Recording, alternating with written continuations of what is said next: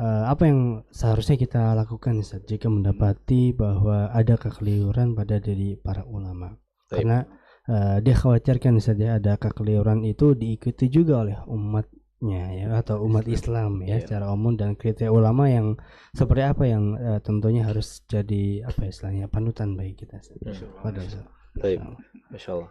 Yang pertama perlu kita pahami adalah tidak ada yang maksum, yang tidak berdosa, terhalang dari dosa. Tidak ada orang yang 100% benar perkataannya yang wajib diikuti selain Rasulullah SAW. Bahkan ya seorang ulama Imam Malik ya, Imam Malik pernah mengatakan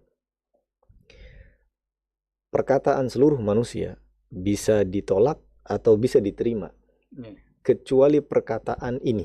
Beliau menunjuk kepada kuburannya Nabi SAW. Artinya beliau mengakui, beliau Imam Malik imam di antara imam besar ya, yang juga mengakui dirinya atau ulama yang lainnya bisa saja salah karena tidak maksum. Yang mutlak harus diikuti perkataannya yang tidak ada pertentangan di dalamnya adalah perkataannya Nabi Muhammad SAW.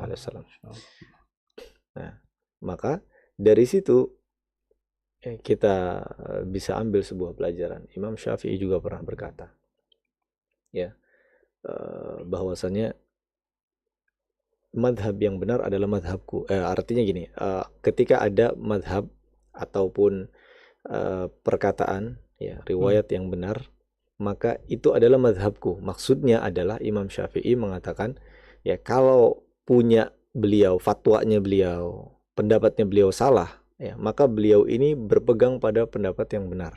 Jadi madhabnya Imam Syafi'i itu adalah bukan kalian ikuti semua perkataanku, tidak. Tapi kalau ada yang lebih benar dari perkataannya, maka ikuti yang benar. Kenapa? Karena Imam Syafi'i juga sama seperti Imam Malik ya, meyakini bahwa tidak ada yang bisa diikuti 100% kecuali perkataannya Nabi Muhammad SAW. Tidak ada kitab yang bisa lepas dari koreksi kecuali Al-Quran. Ya. Jadi kalau selain dua itu, Al-Quran dan perkataan Nabi SAW, ya pasti akan didapati kesalahan di sana. Nah, kemudian bagaimana harusnya sikapnya ketika kita mendapati kesalahan dari para ulama? Maka tentunya kita memaafkan. Dalam arti memaafkan adalah mentoleransi. Namanya juga manusia. Ya, justru ya, kita akan bingung kalau ada orang nggak ada salahnya. Kayaknya bukan orang. Iya nggak? Malaikat pasti. Yang malaikat nggak bisa bermaksiat karena diciptakan hanya untuk taat kepada Allah. Khalas. Ya.